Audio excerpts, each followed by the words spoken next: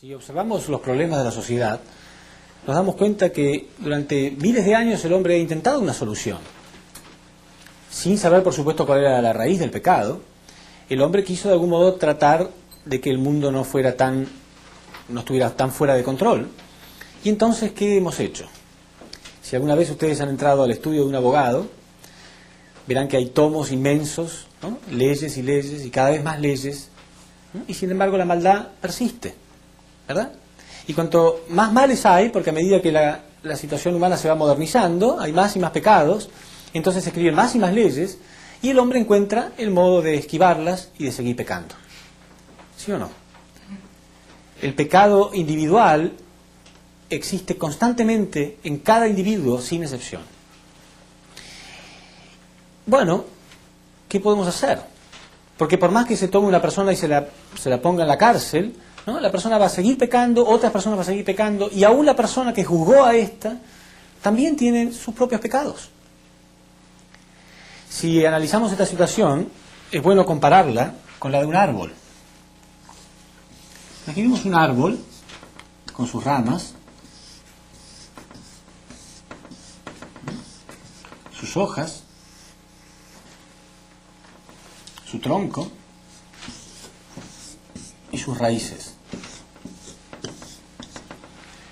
¿Qué pasa si queremos cortar las hojas del árbol? ¿Puede cortarse las hojas de un modo definitivo? No, ellas volverían a crecer, porque las ramas del árbol las alimentan constantemente. Y aún cortáramos las ramas de ese árbol, volverían a crecer las ramas y las hojas también, porque el tronco las va a alimentar. Y aún cortando el tronco de ese árbol, volverá a crecer el tronco, las ramas y las hojas, porque la raíz lo está alimentando. Algo muy diferente sería si cortáramos la raíz también. ¿Qué representan estas cosas? Bueno, la hoja está representando el pecado individual.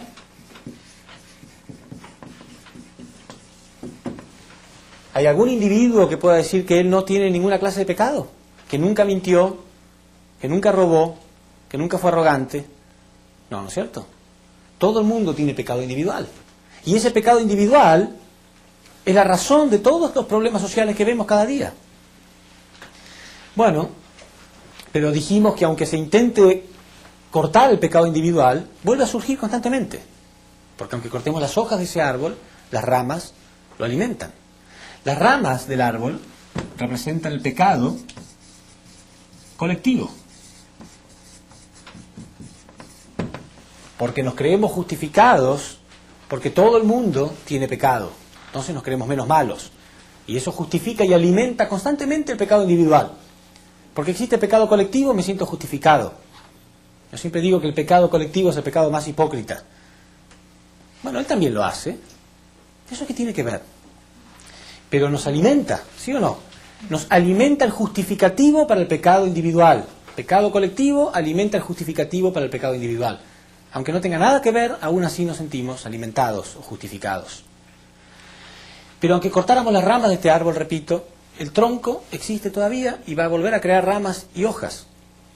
Porque existe el pecado heredado de nuestros antepasados. Ya nosotros nacemos con ese pecado. Porque no importa en qué parte del mundo hayamos nacido, o en qué nivel social, aún así existe el pecado colectivo y el individual. Quiere decir que es obvio que lo hemos heredado de nuestros antepasados. Cualquier persona en cualquier parte del mundo. Bueno, pero aunque cortemos, repito, el tronco de ese árbol, volverá a crecer porque las raíces existen. Quiere decir que el hombre tiene pecado individual, colectivo y heredado, porque las raíces del pecado son el pecado colectivo. Perdón, el pecado original. La raíz del pecado es el pecado original, es el primer pecado que se cometió, el primer pecado que cometieron los antepasados de la humanidad. Y obviamente es heredado después por nosotros y así sucesivamente. ¿Por qué? Porque el pecado original fue el pecado de fornicación. O sea que lo que está manchado es el amor mismo. Y nadie puede nacer si no es por un acto de amor entre su padre y su madre. Hay una relación entre el padre y la madre. Y si ya la relación está contaminada, está manchada, el resultado está manchado. No podemos solucionarlo. ¿Puede alguien liberarnos de esto? ¿Puede alguno de nosotros liberarse por sí mismo? No. Si estuviéramos todos presos, ¿no? Estamos todos en la cárcel, y yo les digo a ustedes, no se preocupen, yo los voy a liberar. ¿Pueden creerme? No. ¿Cómo voy a liberarlos? Yo también estoy preso. Quiere decir que nadie que esté involucrado en este pecado puede decir que es la solución. Porque él también está incluido. Aun cuando sea juez o abogado, ¿no? O un gobernante, aún así él también tiene pecado original, pecado heredado, pecado colectivo, pecado individual. Solamente alguien que venga apartado de esto, alguien que nazca fuera de esto, que no tenga nada que ver con la raíz de este pecado, puede liberarnos. Ese es el Mesías.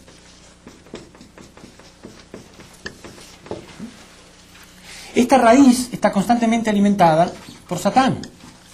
Satán alimenta la raíz de esto. Por eso la Biblia dice que nosotros tenemos que cortar esto e injertarnos en el olivo verdadero. El Mesías, Cristo, Jesús, venía en la posición de olivo verdadero, alimentado por una raíz verdadera. Dios alimentaba. Dios era la savia de Jesús.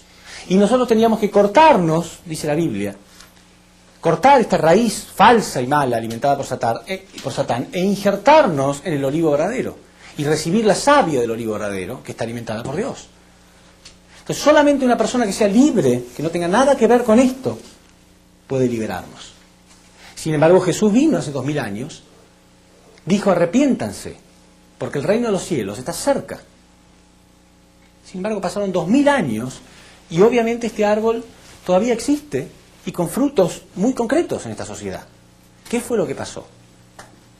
Vamos a ver ahora la misión de Jesús y analizar su vida y su misión y qué fue lo que ocurrió en realidad.